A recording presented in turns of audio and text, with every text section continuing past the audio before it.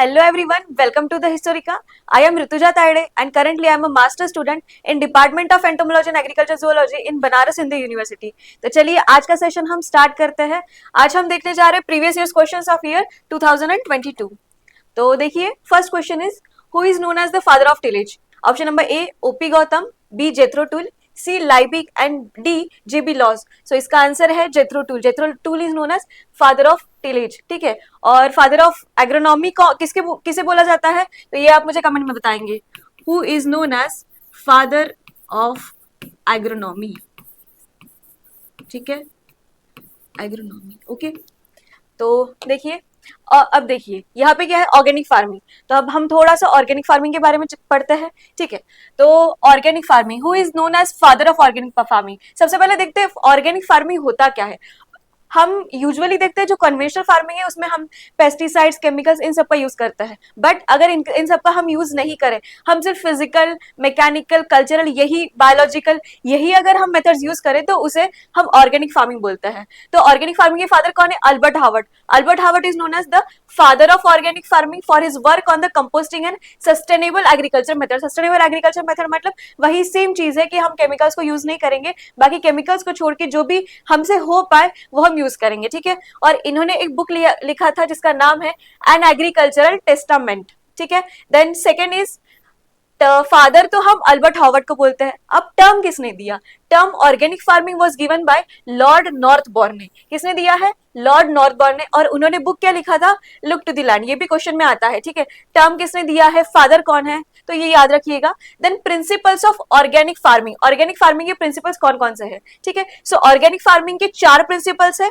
Principle of health, principle of ecology, principle of fairness and principle of care, which is it? Principle of health, ecology, principle of fairness and principle of care, ठीक है। उसके बाद है conversion period. Conversion period is related to organic farming. अब conversion period होता क्या है?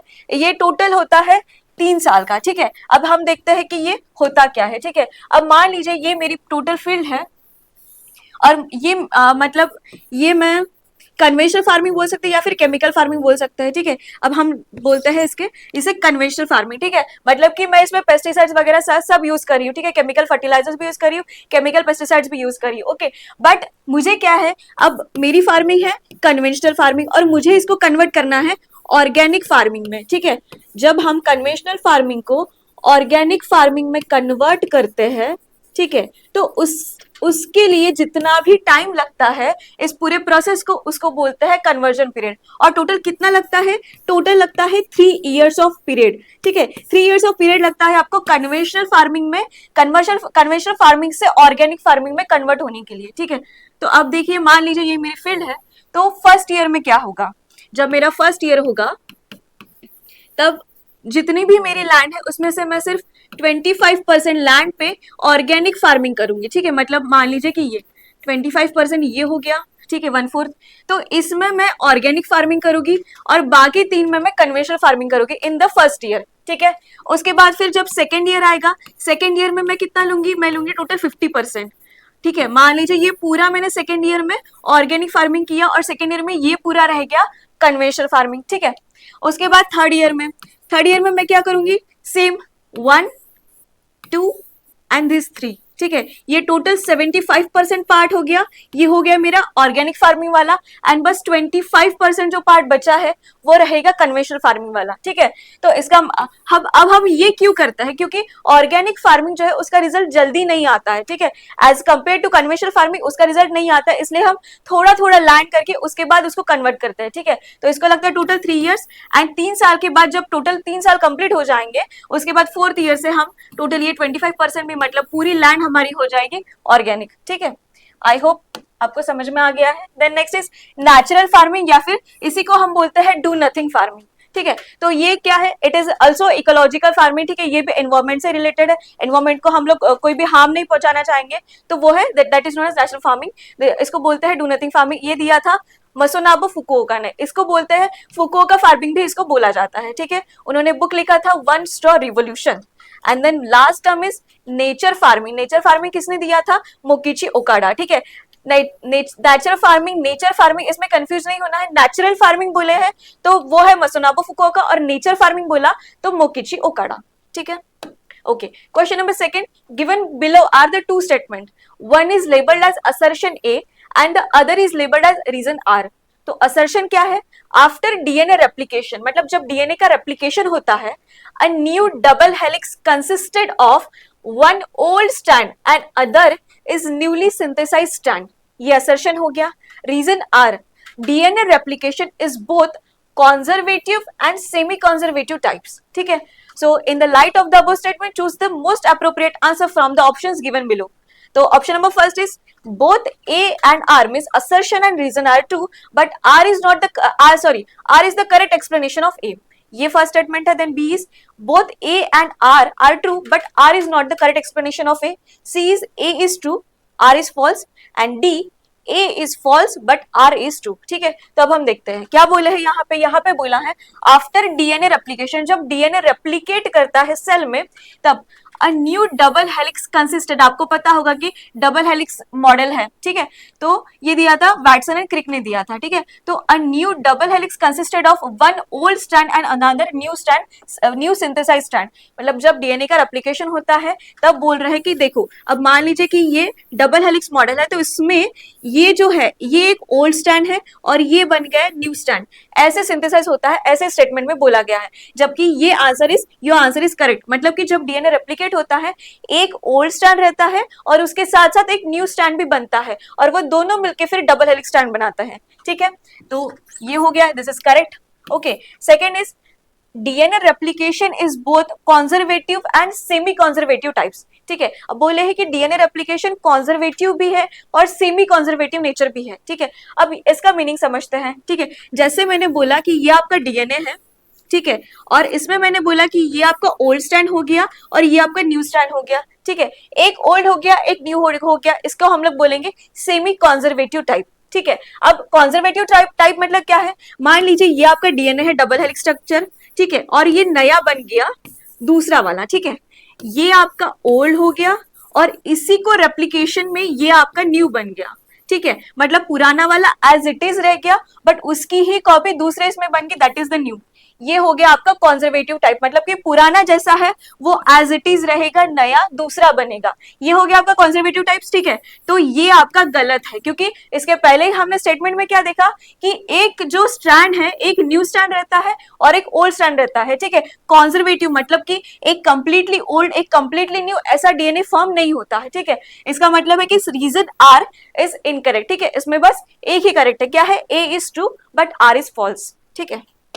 Okay, सो ये इसका एक्सप्लेनेशन है, जबकि जो है डीएनए रेप्लिकेशन वाला वो दिया था मेलेंसन एंड स्टेल्स एक्सपेरिमेंट ने, Meselson and Stahl's experiment using the nitrogen isotopes N15 and N14 and N14 isotopes use करके मेलेंसन एंड स्टेल्स ने ये दिया था, क्या दिया था, डीएनए का सेमी कंजर्वेटिव नेचर, ठीक है, और ये सेकंड स्टेटमेंट तो जैसे मैंने बोला कि वो इनकरेक्ट है.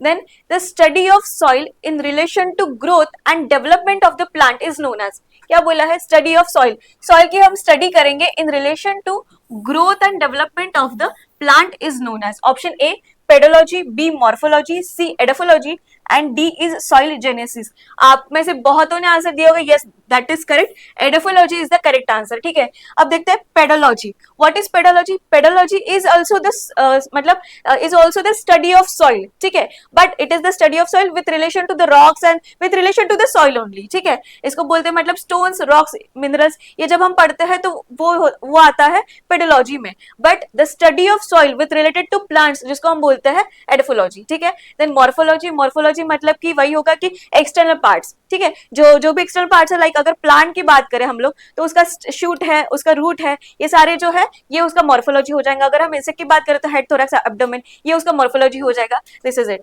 Okay, and then soil genesis मतलब कि फॉर्मेशन ऑफ सॉइल, ठीक है, तो 1 सेंटीमीटर ऑफ सॉइल, जब हमको 1 सेंटीमीटर ऑफ सॉइल बनना होता है, मतलब कि नेचर में जब 1 सेंटीमीटर ऑफ सॉइल बनता है तब आई थिंक उसको लगता है लगभग 8000 ईयर्स उसको लगता है 1 सेंटीमीटर ऑफ सॉइल बनने के लिए, ठीक है. This is the soil genesis मतलब formation of soil. Okay, so इसका आंसर हो जाएगा yes, C edaphology. Next is match the list 1 with 2, choose the correct answer from the given options. list 1 is ribosomes, peroxisomes, मतलब कि ये cell organelle से question दिया है. that is first is ribosomes, B is peroxisome, C है mitochondria and D is Golgi bodies. and list 2 is process of the cell, photorespiration, cell wall and protein synthesis. ठीक है, तो आइए हम देखते हैं ribosomes. Ribosomes is related to the protein synthesis. क्या करता है राइबोसोम? राइबोसोम प्रोटीन को सिंथेसाइज करता है. ठीक है. Second is peroxisome. Peroxisome is related to the photorespiration. ठीक है, आप सभी लोगों ने C3 साइकिल, C4 साइकिल ये तो पढ़ा ही होगा.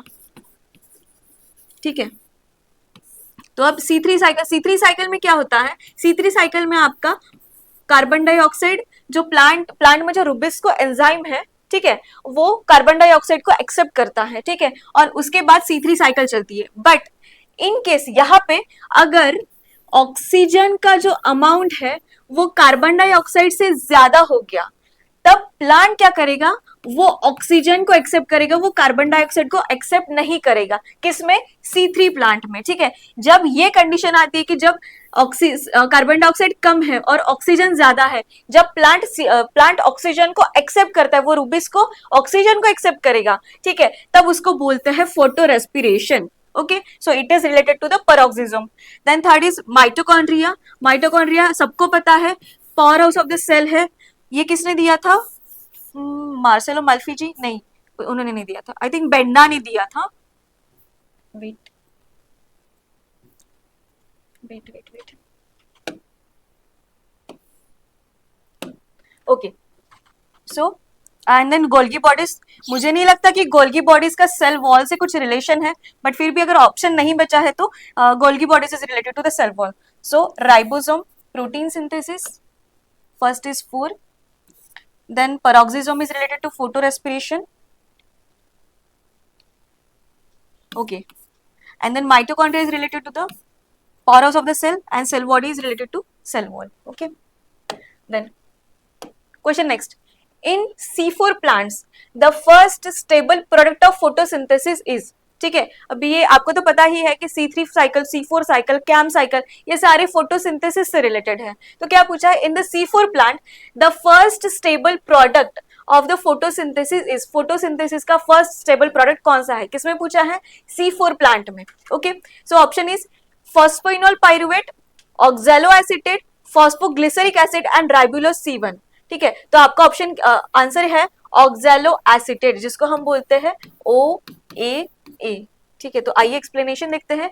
इन the C4 plant the first stable product of photosynthesis is oxalo acetate, a 4 carbon compound. ठीक है, ऑक्सैलो एसीटेट ये 4 कार्बन कंपाउंड है, इसलिए हम इसे C4 साइकिल बोलते हैं, क्योंकि फर्स्ट जो कंपाउंड बनता है वो 4 कार्बन का बनता है, इसलिए हम उसको C4 बोलते हैं. This happens when mesophyll cells where CO2 is fixed with the enzyme PEP carboxylase. ठीक है, वहां पे क्या था? वहां पे है एंजाइम PEP carboxylase. ठीक है, जब PEP carboxylase के साथ CO2 आ जाएगा तब क्या बनेगा? Oxalo acetate. इसका मतलब PEP carboxylase का 3 कार्बन 1 कार्बन कार्बन डाइऑक्साइड का हो जाएगा, टोटल हो जाएंगे 4 carbon and hence it is known as C4 cycle. And then the key difference from C3 plant is where the first stable product क्या है? 3 फॉस्फोग्लिसरिक एसिड या फिर 3 PGA. और ये क्या है? ये 3 कार्बन कंपाउंड, इसलिए हम इसे क्या बोलते हैं? इसलिए हम इसे C3 साइकिल बोलते हैं. एंड यहाँ पे कौन सा एंजाइम रहेगा? यहाँ पे एंजाइम रहेगा रुबिस्को. आई थिंक यहाँ पे कैपिटल B चाहिए. ठीक है, रुबिस्को ये एंजाइम रहेगा C3 साइकिल में, और आपका C4 साइकिल में रहेगा पेप कार्बोक्सिलेज. ठीक है, और Rubisco this is the most abundant protein बोल सकते हैं हम इसे. Okay, 1 molecule of glucose after the respiration produces. ठीक है, ओके, तो 8 CO2 plus 8 H2O plus 34 ATP, then 6 CO2 plus 8 H2O plus 38 ATP, then 6 CO2 plus 6 H2O plus 38 ATP and 6 CO2 plus 6 H2O plus 34 ATP. ठीक, क्या बोला है? 1 molecule of glucose after respiration. जब respiration में glucose का जब breakage होता है तब क्या बनता है? तो आपका answer is 6 CO2 plus 6 H2O plus 38 ATP आपका बनता है.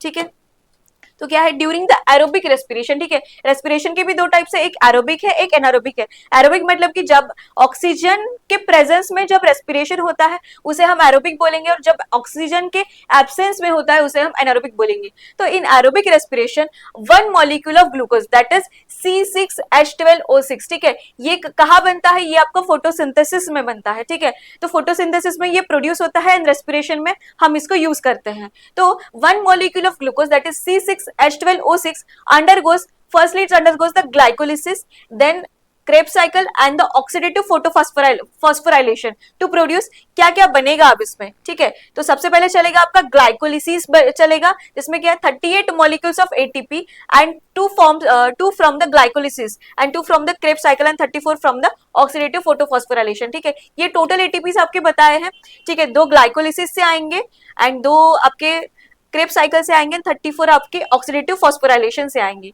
ठीक है, उसके बाद ईटीसी से क्या है 6 मॉलिक्यूल्स ऑफ वाटर ईटीसी से आ जाएंगे आपके, एंड क्रेब साइकिल से 6 मॉलिक्यूल्स ऑफ CO2 आ जाएंगे, ठीक है, तो this is the answer. Next is given below are the two statement. One is labeled as assertion A and the another is labeled as reason R. So assertion A is rejuvenation is an effective technology for improving the productivity of unproductive orchards. ठीक है, question is related to orchards. Then reason R, rejuvenation does not benefit trees affected by disease, heart rot and cold injury. In the light of the above statement, choose the most appropriate statement. तो क्या क्या बोले हैं rejuvenation, ठीक है, इसके पहले आपको पता चाहिए कि रिजुविनेशन होता क्या है। रिजुविनेशन मीन्स जब हम ग्राफ्टिंग करते हैं, जब हम ट्रेनिंग करते हैं, जब हम प्रूनिंग करते हैं, उसको हम रिजुविनेशन बोलते हैं। तो rejuvenation is an effective technology for improving the productivity of the unproductive ऑर्चार्ड्स। इसका मतलब है कि मान लीजिए यहाँ पे कोई ऑर्चर्ड्स लगे हैं, ठीक है, और हमने क्या किया, हमने वहां पे ग्राफ्टिंग कर दिया है, हमने वहां पे प्रूनिंग कर दिया है, हमने वहां पे ट्रेनिंग कर दिया है, ठीक है, मतलब कि ट्रेनिंग प्रूनिंग मतलब कि ये अगर ट्रीज है, ठीक है, तो उसको हमने मतलब कि ट्रेनिंग के भी बहुत सारे मेथड्स है, ठीक है, तो उसमें मतलब उसमें भी काफी लाइक बोल सकते हैं काफी मेथड्स है, ठीक है, तो इसमें से कोई भी हमने कर दिया, मतलब कि सीधा सीधा हम बोल सकते हैं कि हम ट्रीज को कट कर रहे हैं, ठीक है, तो जब ट्रीज को हम कट करते हैं तब वो प्रोडक्टिविटी बढ़ाता है उसका। Yes, this is the correct statement. Second is rejuvenation does not benefit trees affected by the disease, heart rot and cold injury, ठीक है, जब हम ट्रीज को कट करते हैं तब उसमें अफेक्टेड जो पार्ट्स है उसे भी हम कट करते हैं ट्रेनिंग में, प्रूनिंग में, ठीक है, तो उसके अगर उससे बात मतलब उसके हिसाब से अगर हम देखा जाए तो हमें बेनिफिट होगा उससे। एंड स्टेटमेंट क्या बोल रहा है कि does not benefit the trees affected by disease heart rot, so this statement is wrong, ठीक है, ये आपका करेक्ट हो जाएगा कि वो प्रोडक्टिविटी बढ़ाएगा जब हम एक बार ट्रेनिंग ट्रेनिंग कर लेते हैं, और ये बोल रहा है सेकंड स्टेटमेंट की डिसीज हार्ट रॉट और कोल्ड इंजुरी से भी वो बचाता है, ठीक है, ये स्टेटमेंट रॉन्ग है, this is correct and hence A is true but R is false, ठीक है, okay. Then plant origin insecticides, ठीक है, अब प्लांट से कौन कौन ओरिजिन करता है ये पूछा है, nicotine, arsenicals, parthenium, phosphamidon and rotenone. Choose the correct answer from the options given below.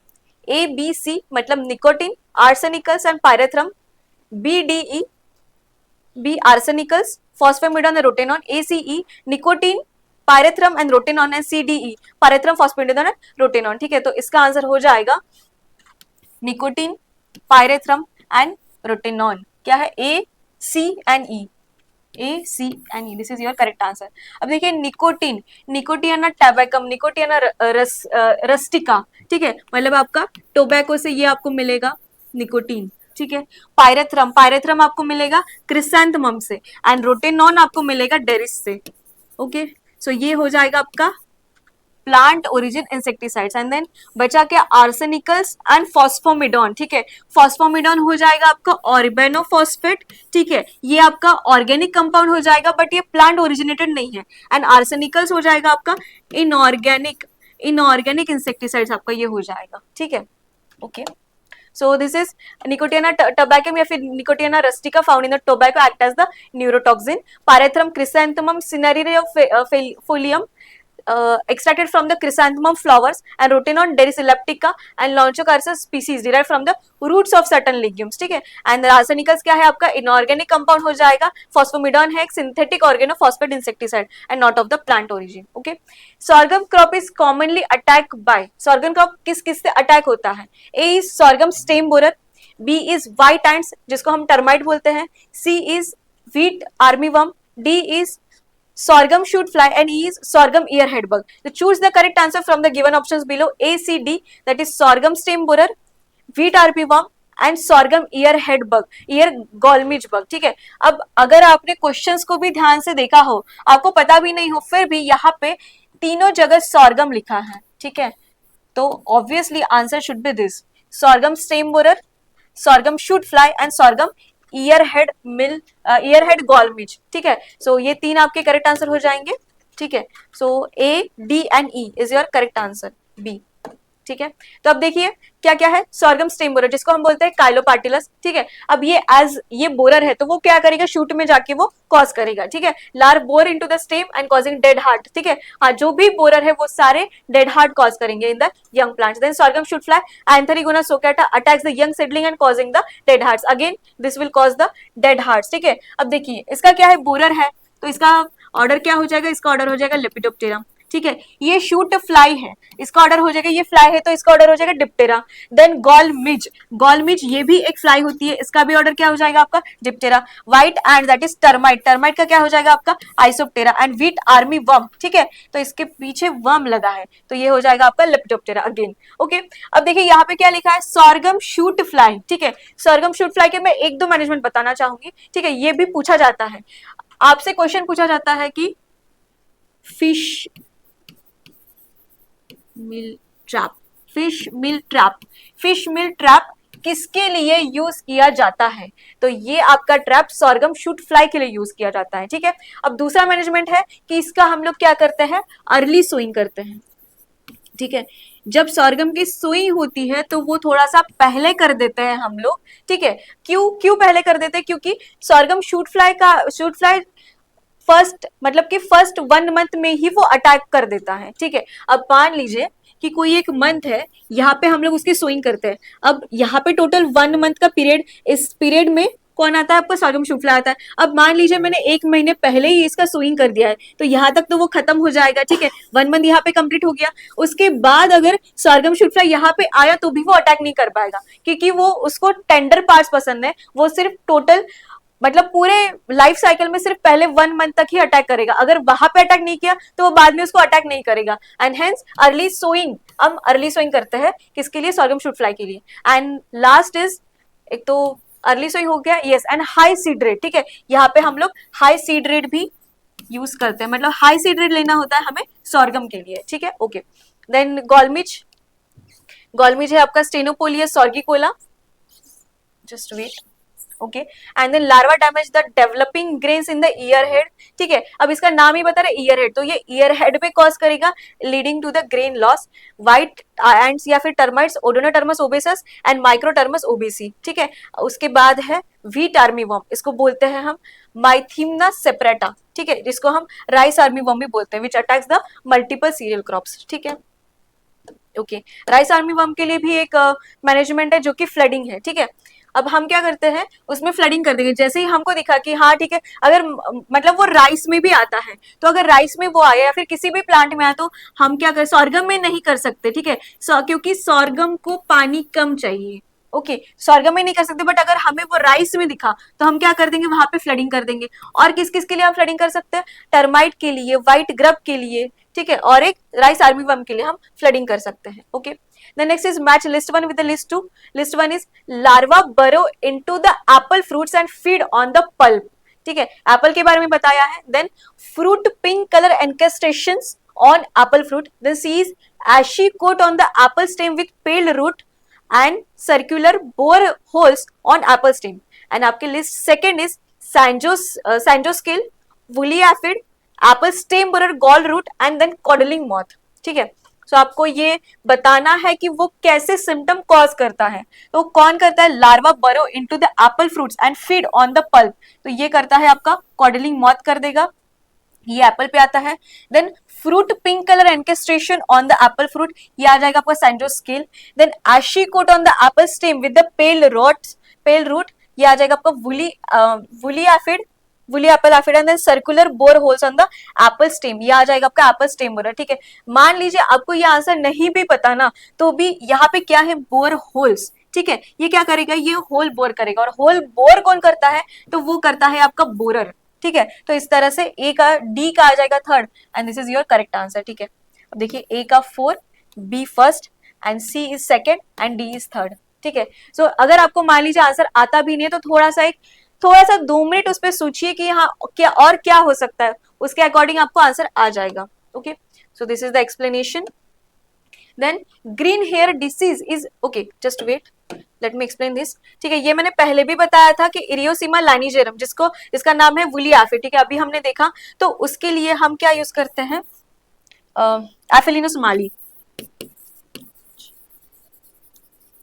ठीक है, ये क्या है आपका आपका बोल सकते हैं बायोलॉजिकल कंट्रोल है।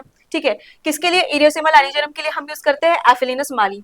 ठीक है, उसके बाद है कॉर्डस पीडिटस पर्सिनियोकस, ये आपका इसका इसका एक है कि इसके लिए भी कोई एक बायोलॉजिकल कंट्रोल यूज किया जाता है। I am unable to recall it, but मैं बताऊंगी। Okay okay, then next, Quadraspidiotus perniciosus, उसके मतलब जो भी बायोलॉजिकल कंट्रोल है, एक तो चाइना से आया था आपका, और आई थिंक एक यूएसए से, हाँ 2 आए थे। अब मुझे ईयर याद आ रहा है एक्चुअली, बट उसका नाम याद नहीं आ रहा, बट और उसके स्पीशीज में पर्निशियोसस ही है। ठीक है, उसका बस जीनस अलग है। ठीक है, ये अलग है, पर्निशियोसस ही उसका स्पीशीज है। ठीक है, okay. Then green hair disease is associated with to which of the following crop, pearl millet, sorghum, maize and pea. So this is your answer is pea. ठीक है, green hair disease is related to pea. तो green hair disease is a physiological disorder in the pea, that is Pisum sativum. 2n = क्या आएगा, 14। ये Mendel का crop है, which is caused by phytoplasma infection. The disease lead to the abnormal grinning.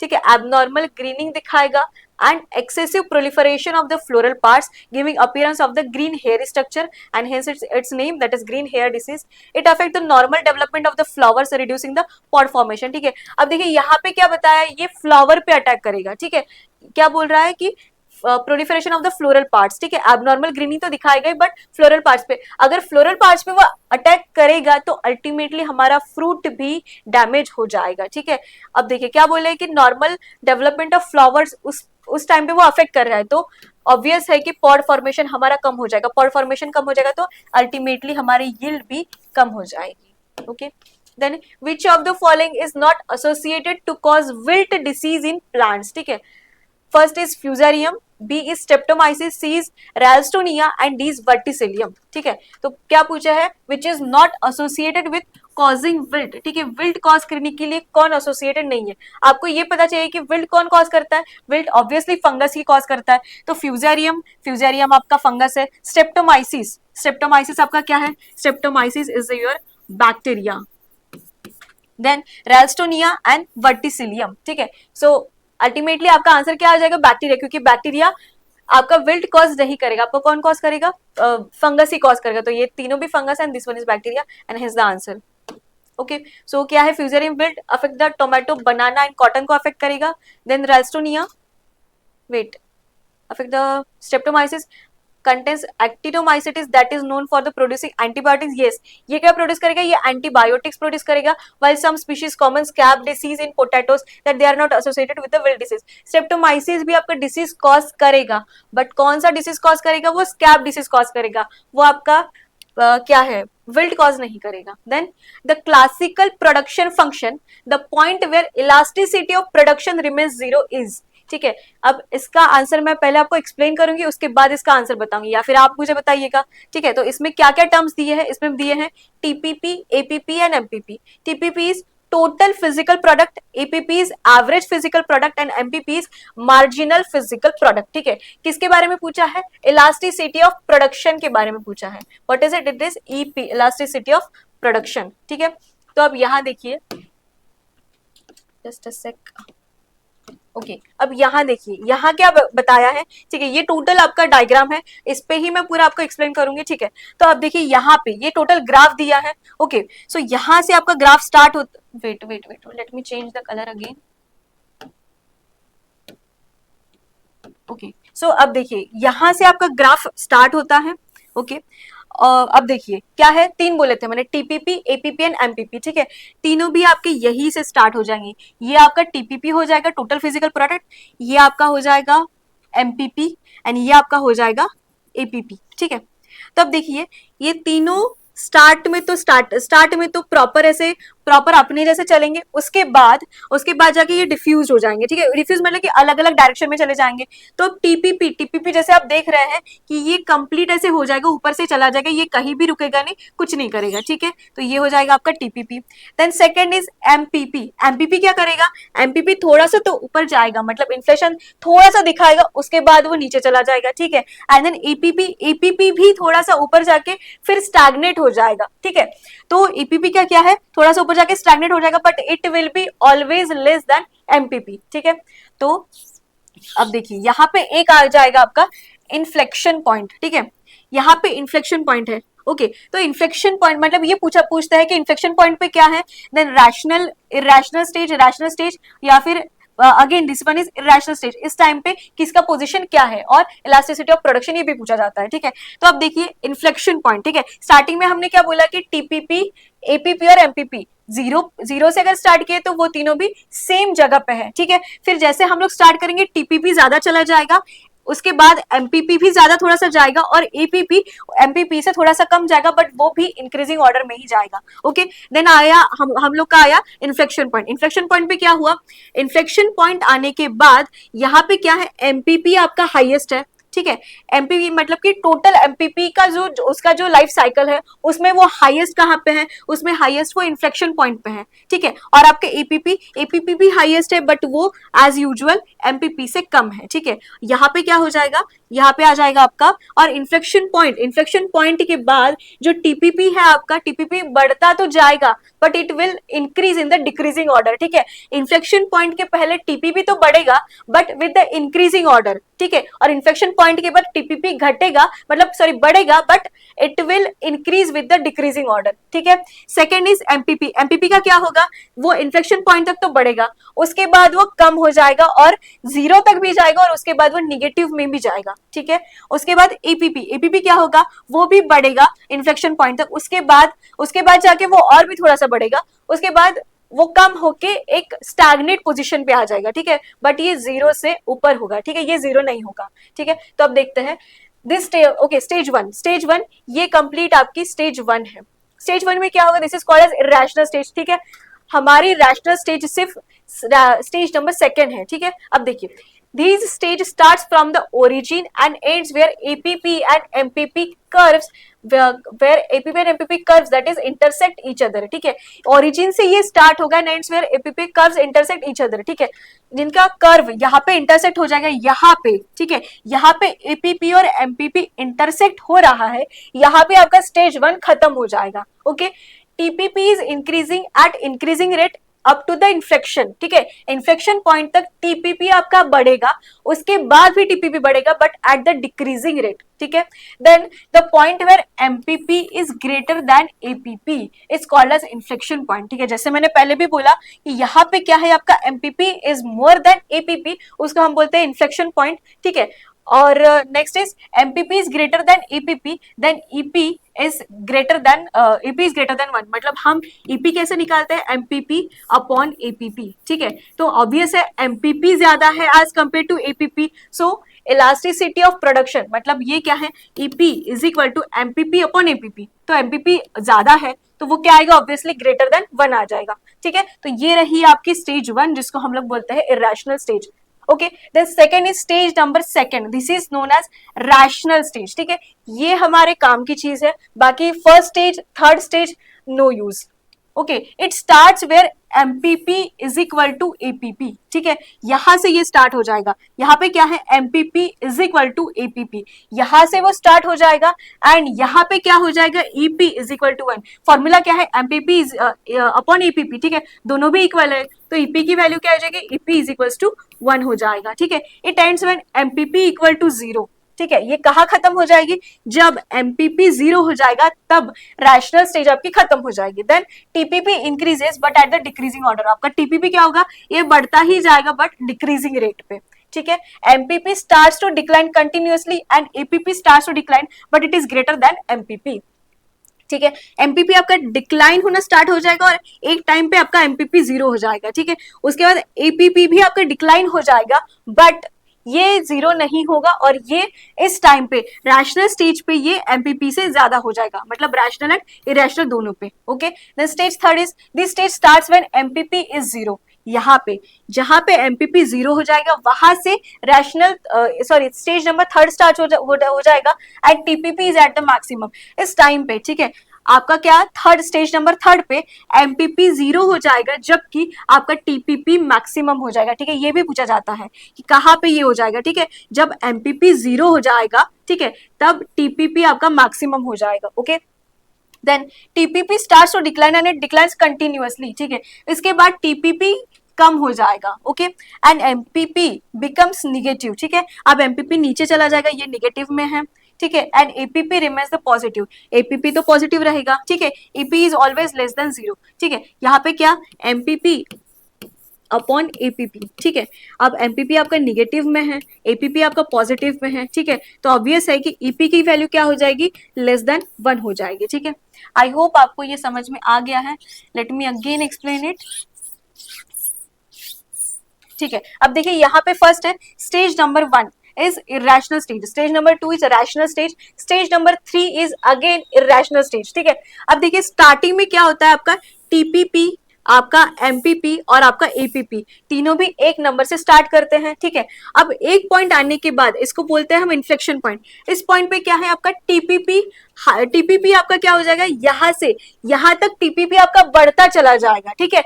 आपका increase with the increasing order और इसी point पे inflection point पे एमपीपी क्या होगा, एमपीपी विल बी मैक्सिमम, ठीक है। और आपका एपीपी तो धीरे धीरे वो चलता जाएगा, ठीक है। ये हो गया। उसके बाद रैशनल स्टेज पे क्या हो जाएगा, अब देखिए यहां से टीपीपी जो है वो आपका डिक्रीज इंक्रीज कर मतलब इंक्रीज तो होगा but increase at a decreasing rate, ठीक है। आपका एमपीपी भी थोड़ा थोड़ा कम हो जाएगा और आपका एपीपी भी कम हो जाएगा, ठीक है, ओके। और इसके एंड पे क्या होगा, रैशनल इरेशनल मतलब स्टेज 1 के एंड पे क्या होगा आपका एमपीपी एंड एपीपी ये आपके एक पॉइंट पे आ जाएंगे, ठीक है। और यहाँ पे अगर आपका ईपी पूछा तो ईपी इज इक्वल टू 1 आ जाएगा और इस टाइम पे टीपीपी कहाँ होगा, इस टाइम पे टीपीपी आपका बढ़ रहा होगा but at the decreasing rate, ठीक है। उसके बाद second stage is rational stage, ठीक है। इस टाइम पे भी टीपीपी आपका बढ़ रहा होगा but at the decreasing rate, ठीक है। इस टाइम पे एमपीपी तो और एपीपी सेम है, उसके बाद एमपीपी धीरे धीरे कम हो जाएगा, ठीक है, और एपीपी भी कम हो जाएगा बट वो एमपीपी से बढ़ रहा होगा, ठीक है। टाइम पे अगर इस टाइम पे हम बोले तो ईपी इज लेस देन 0 ऐसे आ जाएगा, ठीक है। उसके बाद एक पॉइंट पे आने के बाद एमपीपी आपका 0 हो जाएगा और आपके एपीपी वो उससे ज्यादा हो जाएगा। इस टाइम पे ईपी मतलब कि वही एमपीपी अपॉन एपीपी अगर वही 0 है तो अल्टीमेटली आपका ईपी क्या हो जाएगा, 0 हो जाएगा, ठीक है।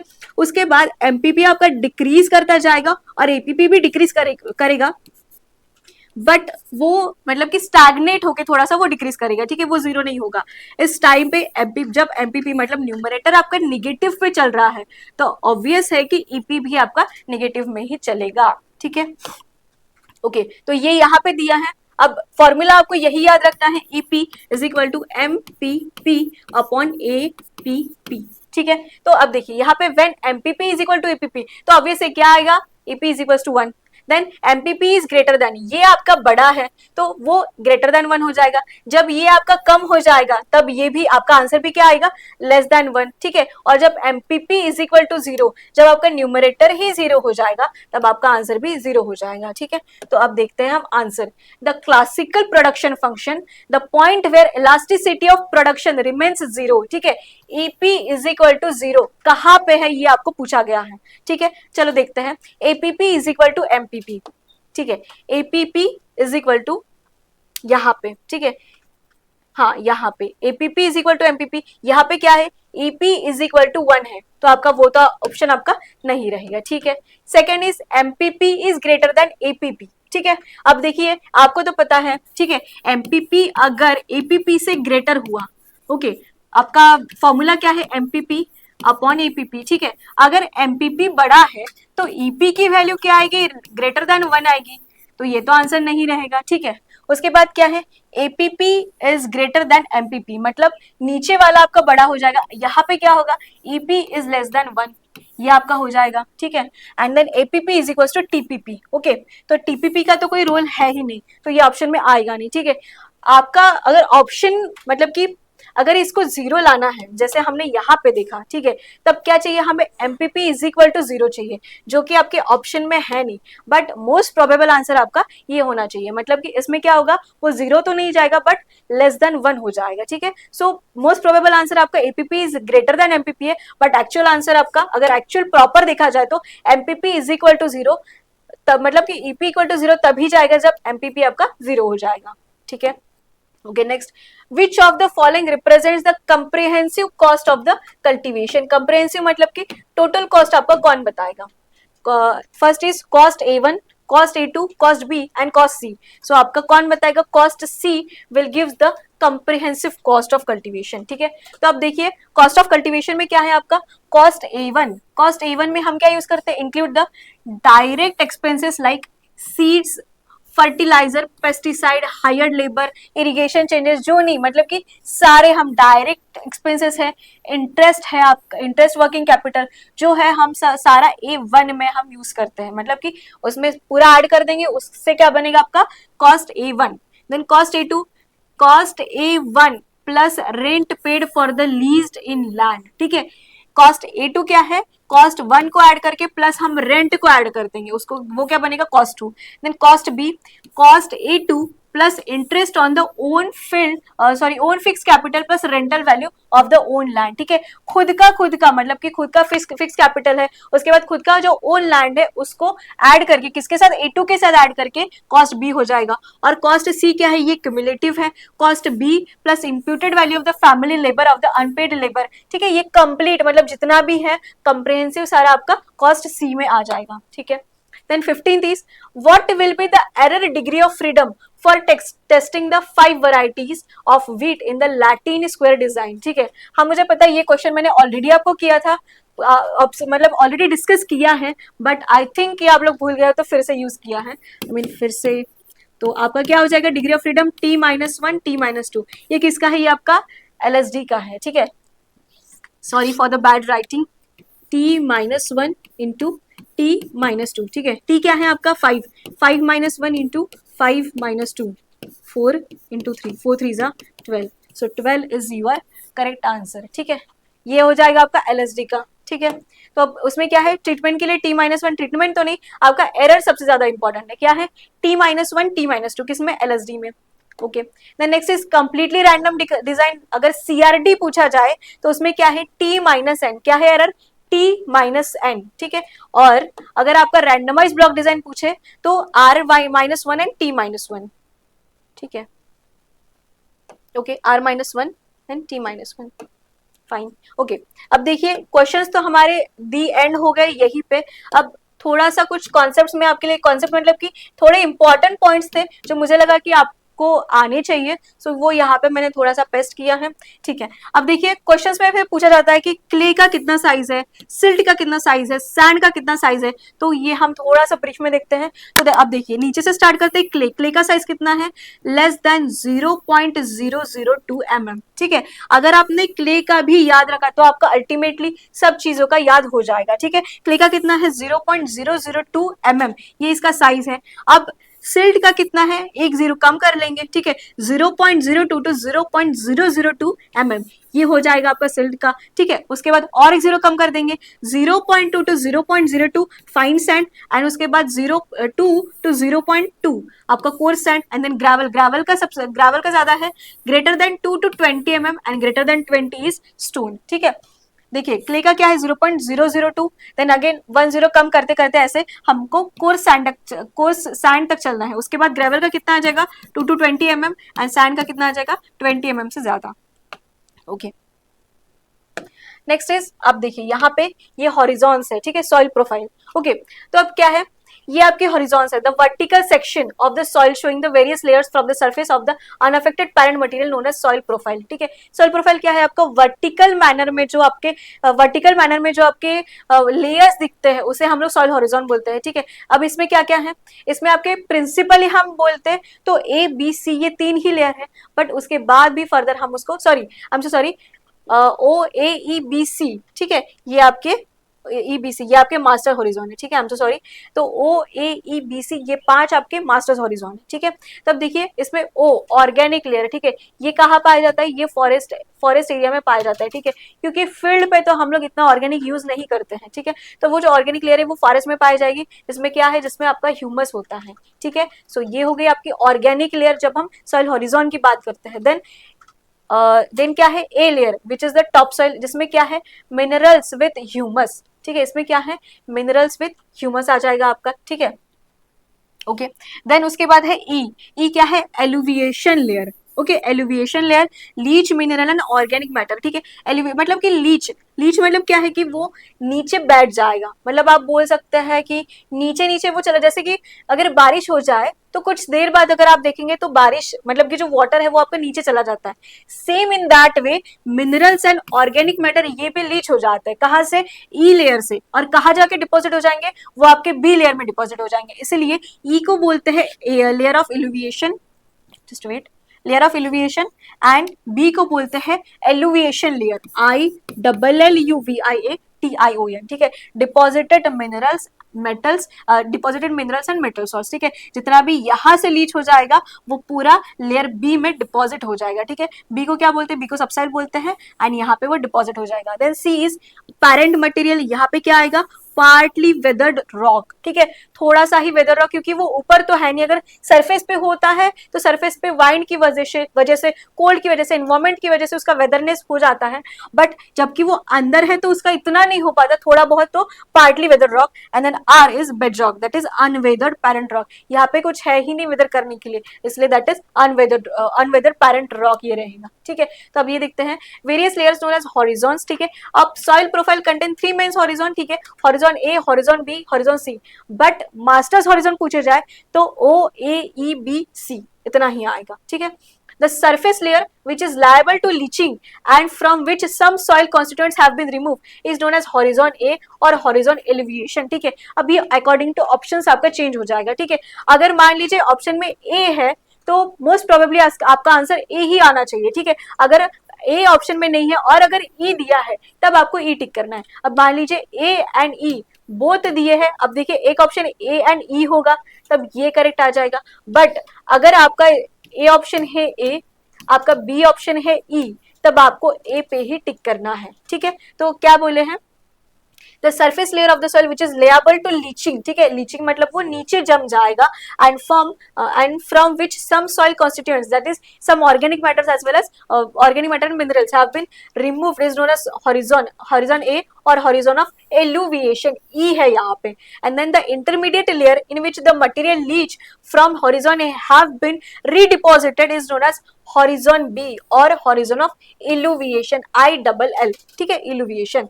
The parent material from which the soil is form is known as horizon C. ठीक है, जैसे हमने देखा कि इसको पैरेंट रॉक बोलते हैं, यही से ये सारा आपका बनता है। Then the layers resulting from the soil forming process are grouped under the 5 heads O E E B C, इसको मास्टर्स हॉरिजॉन बोलते हैं, हॉरिजॉन A E B इनको हम सोलन बोलते हैं, and regolith is the unconsolidated product of the rock by weathering above the earth surface that is bedrock। आपका bedrock हो जाएगा A plus B plus C। ठीक है, यहाँ पे नया टर्म आपका क्या आएगा, सोलम, A E and B and regolith कितना है A B C। ठीक है, उसको हम लोग bedrock बोलते हैं। Okay, so I hope soil horizon आपका क्लियर है। ठीक है, थोड़ा सा हम डायग्राम में देख लेते हैं।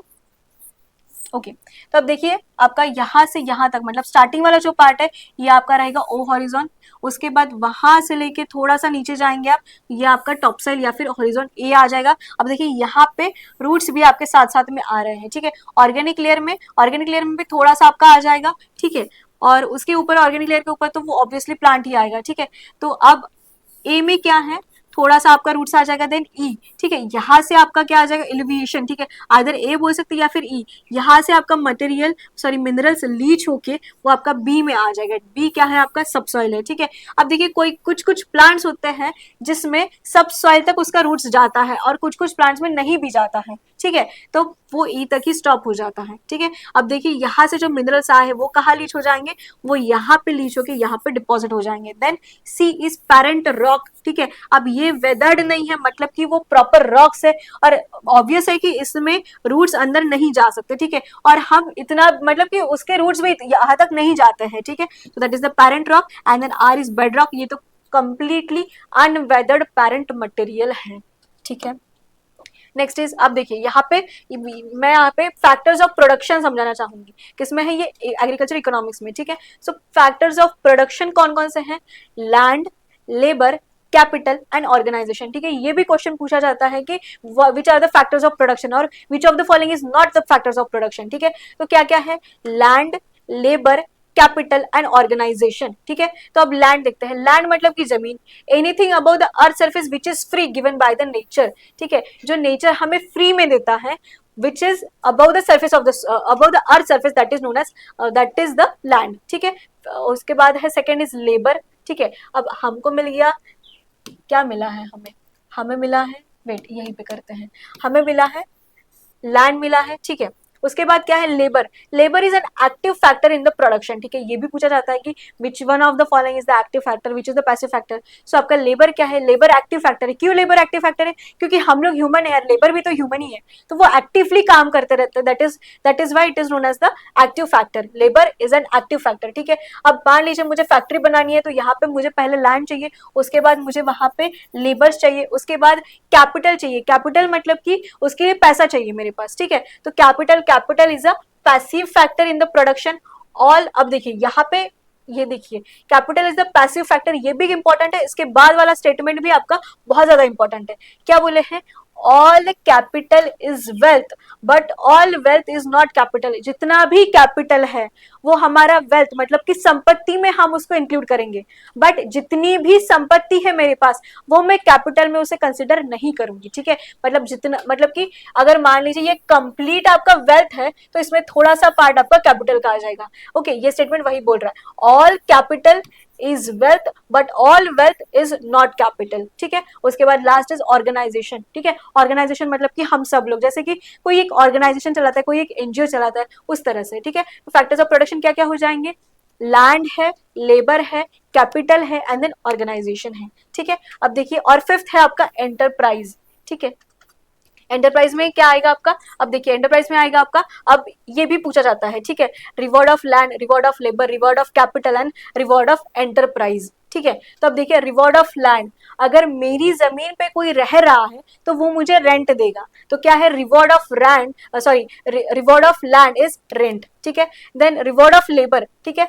अब देखिए लेबर, लेबर को क्या रिवॉर्ड मिलेगा, अगर मैंने किसी पे लाइक किसी को हेल्प करी है या फिर मैंने कहीं काम किया है तो वो मुझे वेज देंगे, ठीक है। तो क्या है, WAGE, that is the wages. Then reward of capital, ठीक है, कैपिटल मतलब पैसा, पैसे के ऊपर अगर मुझे रिवॉर्ड मिल रहा है तो वो क्या मिलेगा मुझे, ऑब्वियसली इंटरेस्ट मिलेगा, ठीक है, ओके, इंटरेस्ट मिलता है। And then reward of enterprise, ठीक है, एंटरप्राइज मतलब कि बोल सकते टोटल बिजनेस, तो उस पर हमें प्रॉफिट मिलता है, ठीक है, ओके।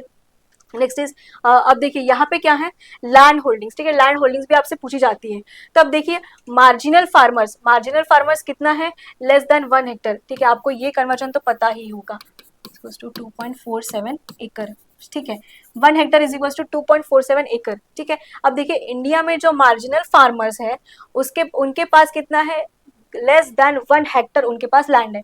स्मॉल फार्मर्स अगर बोले तो 1 to 2 Hector, semi medium 2 to 4 Hector, medium farmers 4 to 10 hectares and large farmer को हम बोल देंगे ग्रेटर देन 10 हेक्टर्स। जिनके पास ग्रेटर देन 10 हेक्टर्स लैंड है उसे हम लार्ज फार्मर्स बोलते हैं, ठीक है। आपको ये नंबरिंग भी याद रखते हैं कि सेमी मीडियम फार्मर्स का कितना है, उस टाइम पे बहुत ज्यादा कंफ्यूजन होता है, इसलिए ये इसको रट्टा मार लीजिए, ठीक है। Marginal farmers less than 1 Hector, small farmers 1 to 2, semi medium 2 to 4, medium, ठीक है। अब मीडियम आए तो हम ऐसे सोचते हैं कि हाँ थोड़ा सा मॉडरेटली होगा, बट ये कितना है 4 to 10 हेक्टर है। And then large farmers is greater than 10 hectares, okay. उसके बाद अभी थोड़ा सा हम लोग एक्सेप्शंस पढ़ेंगे, ठीक है, एंटोमोलॉजी में क्या क्या एक्सेप्शंस हैं, ठीक है। अब देखिए, ये मैंने वैसे ग्रुप पे भी शेयर किया था, बट आई थॉट कि बता भी दो एक बार, ठीक है। तो एंटोमोलॉजी में क्या क्या एक्सेप्शंस हैं, अब देखिए, मस्टर्ड सॉफ्लाई, मस्टर्ड सॉफ्लाई इसको हम बोलते हैं एथेलिया, एथेलिया एथेलिया है शायद, एथेलिया ल्यूगेंस प्रोक्सिमा, ठीक है, एथेलिया ल्यूगेंस प्रोक्सिमा। अब देखिए यहाँ पे क्या है, सॉफ्ट फ्लाई है, ठीक है। फ्लाई, फ्लाई मतलब कि किस में आना चाहिए, ये डिप्टेरा में आना चाहिए, बट उसका ऑर्डर क्या है, उसका ऑर्डर है हाइमेनोप्टेरा, ठीक है। इसका ऑर्डर क्या है, इसका ऑर्डर है हाइमेनोप्टेरा, ठीक है। हाइमेनोप्टेरा में सारे लोग जो है वो बेनिफिशियल ही आते हैं, ठीक है, मोस्ट ऑफ टाइम, बट इसमें मस्टर्ड सॉफ्ट फ्लाई ही एक ऐसा पेस्ट है जो जो एक बस पेस्ट है, ठीक है। बाकी सारे जो भी आएंगे हाइमेनोप्टेरा में, जितने भी आएंगे वो सारे बेनिफिशियल्स हैं, ठीक है। लाइक आपका हनी बी हो गया, ठीक है, हनी बी है आपका, उसके बाद एंड्स है, ठीक है, ये सारे आपके क्या आ जाएंगे, ये सारे आपके बेनिफिशियल में आ जाएंगे, बट मस्टर्ड सॉफ्टलाई ही एक ऐसा पेस्ट है आपका, ठीक है। उसके बाद क्या है, मैंगो स्टेम बोरर, ठीक है। अब ये बोरर है, तो बोरर समझ के हमको यहाँ पे लेपिडोप्टेरा नहीं लिखना है, ठीक है, हमें यहाँ लिखना है कोलियोप्टेरा, ठीक है। अब ये क्यों है, ये मैं रीजन आगे बताऊंगी। नेक्स्ट इज लीफ माइनर, ठीक है, सर्पेंटाइन लीफ माइनर, ओके। तो क्या है, tomato serpentine leaf miner, okay. So इसका क्या है, अगर लीफ माइनर हम बोले तो इसका कुछ और होगा, आई गेस इसका होगा शायद लेपिडोप्टेरा में आएगा या फिर कोलियोप्टेरा में आएगा, बट ये फ्लाई नहीं है, फिर भी ये किसके अंडर आएगा, ये डिप्टेरा के अंडर आएगा। देन लेसर ग्रेन बोरर, ठीक है, राइजोपरथा डोमिनिका, इसमें क्या आएगा, ये कोलियोप्टेरा में आएगा। एज फार मतलब ये बोरर है, फिर भी ये किस में आ रहा है, ये आपका कोलियोप्टेरा में आ रहा है, ठीक है। अब देखिए यहाँ पे ये आपका है मस्टर्ड सॉफ्टलाई, ठीक है, मस्टर्ड सॉफ्टलाई। अब दो तीन इसके फैक्ट्स भी बता देती हूँ, ठीक है। अब आपको तो पता होगा, अगर नहीं पता है तो मैं बता दूं, ठीक है। अब देखिए, कोई भी इंसेक्ट होता है, ठीक है, मैं स्पेशली बात कर रही हूँ एंडोप्टेरिगोट्स के बारे में, मतलब कि जिसमें क्या होगा, जिसमें कंप्लीट मेटामॉर्फोसिस होगा, एग लार्वा प्यूपा अडल्ट, इस हिसाब से वो जाएगा, ठीक है। तो उसमें क्या होता है, जब वो लार्वल स्टेज में होता है, ठीक है, चाहे वो लेपिडोप्टेरा का लेपिडोप्टेरन लार्वा हो, अब मैं उसको कैटरपिलर बोलूंगी, अगर वो डिप्टेरा का हो मैं उसको मैगोट्स बोलूंगी, अगर वो कोलियोप्टेरा का है तो मैं उसको ग्रब बोलूंगी, ठीक है। तो उनका जो मतलब, अब आपको पता है कि हेड है, थोरैक्स है, एंड नेक्स्ट इज एब्डोमेन, ठीक है। तो आपको मतलब कुछ कुछ जो कुछ कुछ जो लार्वा है उनमें एब्डोमेन पे भी लेग्स होते हैं, ठीक है। हमें यूजुअली पता है कि अडल्ट में थोरैक्स पे 3 पेयर्स ऑफ लेग्स होते हैं, बट अगर हम लार्वा स्टेज की बात करें, वो भी एंडोप्टेरिगोट्स की, तो उसमें कुछ कुछ इंसेक्ट्स है जिसमें एब्डोमेन पे भी लेग्स होते हैं, ठीक है। उसको हम बोलते हैं प्रोलेग्स बोलते हैं उसे, ठीक है। तो जब, ठीक है, अब देखिए यहाँ पे वेट, लार्वा फिर प्यूपा एंड देन अडल्ट, जब लार्वा पे होता है यहाँ पे थोरैक्स पे प्लस एब्डोमेन पे आपके लेग्स हो जाएंगे, ठीक है। और जब अडल्ट बनेगा वो, तब एब्डोमेन के जो लेग्स है वो गायब हो जाएंगे, एंड बस आपके थोरैक्स वाले लेग्स जो है वही बचेंगे, ठीक है।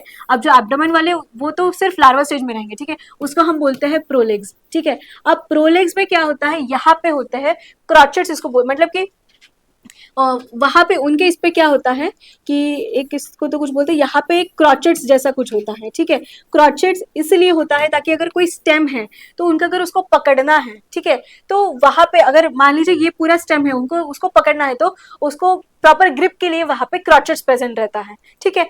कहाँ पे, प्रोलेग्स में, ठीक है। बट एथेलिया ल्यूगेंस प्रोक्सिमा मतलब आपका मस्टर्ड सॉफ्ट लाई है जिसमें क्रॉचेट्स नहीं पाया जाएगा, ठीक है, इसमें क्रॉचेट्स नहीं पाया जाएगा, मतलब कि ये प्रॉपर ग्रिप नहीं पकड़ सकता, ठीक है। तो ये एक बात होगी। दूसरा चीज ये है कि जो मस्टर्ड सॉफ्ट लाई है इसमें टोटल 8 प्रोलेग्स होते हैं, बाकी सभी इसमें कम ज्यादा हो सकते हैं, बट आपका मस्टर्ड सॉफ्ट लाई है जिसमें क्या होता है, जिसमें 8 प्रोलेग्स आपके दिखेंगे, ठीक है। बाकी अगर मैं बात करूं कैटरपिलर की, तो कैटरपिलर में होते हैं 3 4 5 6, 1 2 3 6 और यहाँ पे 10, ठीक है। आपके कैटरपिलर में कितने हो जाएंगे, आपके कैटरपिलर में हो जाएंगे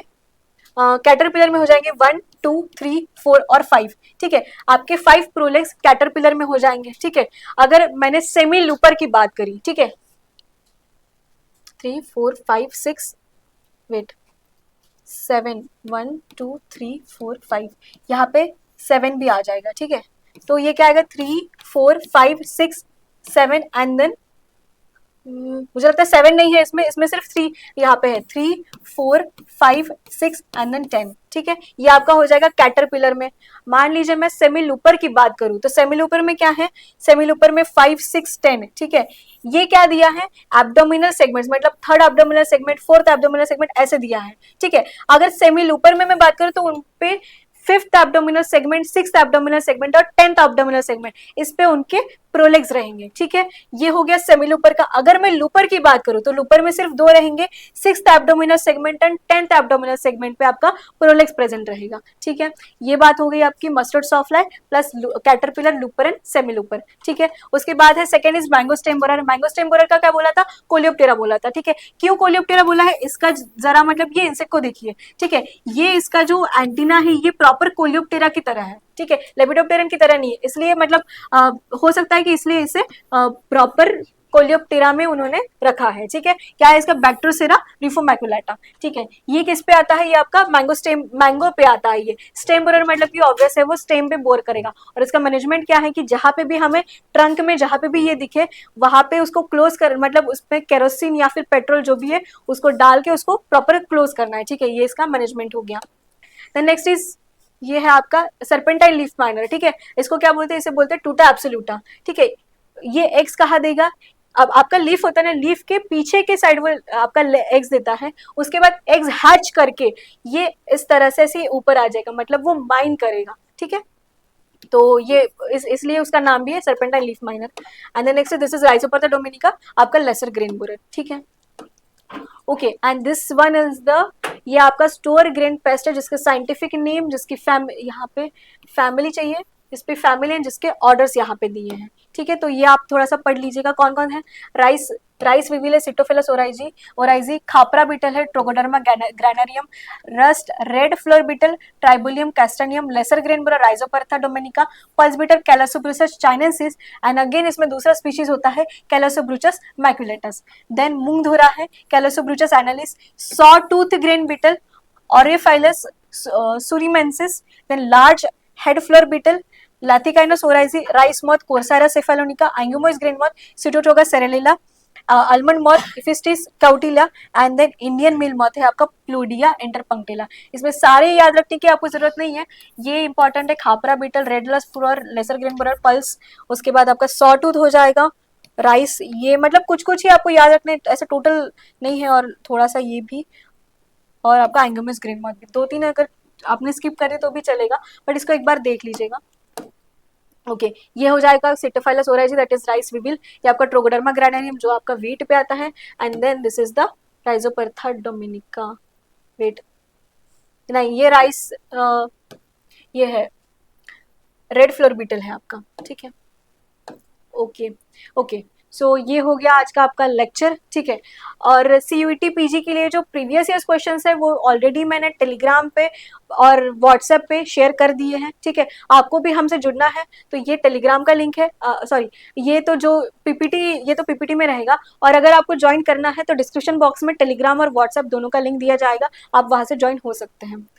then next is CUET PG के लिए द हिस्टोरिका ने आपके लिए टेस्ट सीरीज लेके आए हैं, ठीक है, जिसका वर्थ रुपीज है 499, ठीक है। इसमें आपको बहुत सारे फीचर्स मिलेंगे, लाइक आपको सब्जेक्ट वाइज क्वेश्चंस है, आपको प्रॉपर मॉक टेस्ट है, ठीक है, वो सब आपको मिलेगा। एंड ₹499 में अभी भी आप परचेस कर सकते हैं, ठीक है। आपका डेट आ गया है 21 को आपका MABM का एग्जाम है, 30 को आपका एग्रीकल्चर का एग्जाम है, 2 मार्च को आपका हॉर्टिकल्चर का एग्जाम है, ठीक है। सो ज्यादा दिन नहीं बचे हैं, आपको अच्छे से प्रिपेयर करना है, उसके लिए आपको मॉक टेस्ट देना है। सो आई एम सेइंग कि आपको टेस्ट सीरीज ज्वाइन करना चाहिए, ठीक है। अगर अभी भी आप क्वेश्चन सॉल्व नहीं कर रहे तो यार नहीं हो पाएगा आपसे, ठीक है। देन नेक्स्ट इज, ये आप 9142719681 कुछ भी क्वेरी रही तो आप इस नंबर पे पूछ सकते हैं। And then this is all about the PYQs of the year 2022। Hope आपकी स्टडी बहुत अच्छी चल रही है, ठीक है। अब यहाँ से आगे आपको क्या करना है, मॉक टेस्ट आपको सॉल्व करने हैं, आपको प्रीवियस ईयर्स क्वेश्चन देखने हैं, और आपको बस रिविजन करते रहना है, किसी भी नए कंटेंट को आपको हाथ नहीं लगाना है अभी, okay. Thank you so much, have a good day.